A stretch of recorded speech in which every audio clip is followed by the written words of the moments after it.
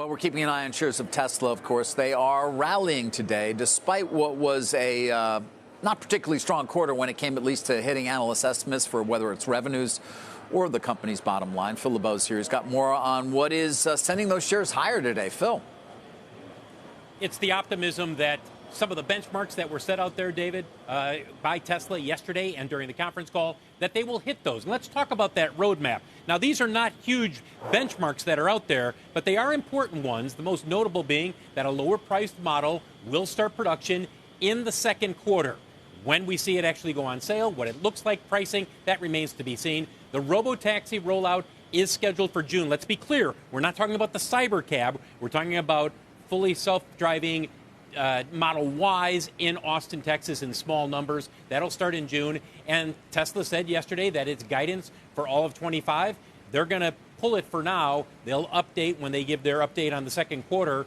And we should make it clear. Most analysts believe when you look at full-year deliveries, they are likely to be considerably lower than what they were last year. Remember, in the first quarter, deliveries were down 13%. A number of analysts are forecasting deliveries for the full year to be down 10% compared to last year. Again, we'll get an update in the second quarter. And the most newsworthy headline to come out of the conference call yesterday was right off the top when Elon Musk talked about pivoting back towards Tesla and away from his duties with the Trump administration. Here's what he had to say.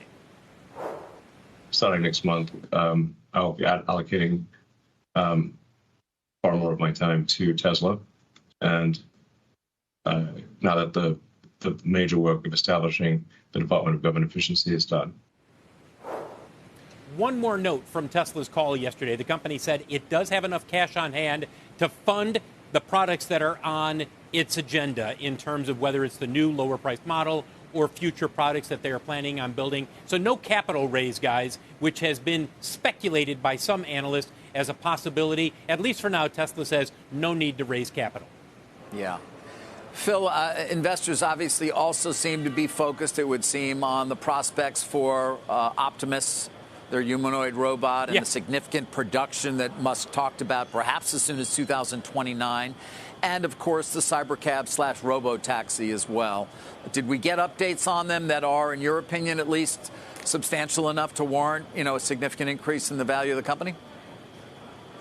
No. What he said was pretty much what he said in the past, David. 1 million Optimus humanoid robots by 2030, 2029. I mean, that was just a ballpark figure that was thrown out there. And look, in previous reports, when they, like last quarter, he said, with tens of millions of Optimus robots. I mean, they're not putting anything out there definitive, David, at this point, either in terms of pricing, what the cost will be, et cetera. So it's too hard to game that out at this point. And in terms of the Cybercab, it's the same story. They're going to start that production here at some point, but nothing that we can say, okay, we expect this by this date. Meantime, Phil, you brought us Kelly Ortberg of Boeing in the last hour. Interesting metrics on free cash flow. And then this 737 production, which they think can stay in the high 30s, right? Yes, and they're optimistic that they will be able to go to the FAA, who they're talking with on a regular basis. They are optimistic that they can go to the FAA at some point and saying, look, we're hitting all of the benchmarks that we have agreed on are key to improving production. We've been able to sustain production at 38 per month, and that's likely to happen sometime in the second half of this year. Is that the third quarter, the fourth quarter?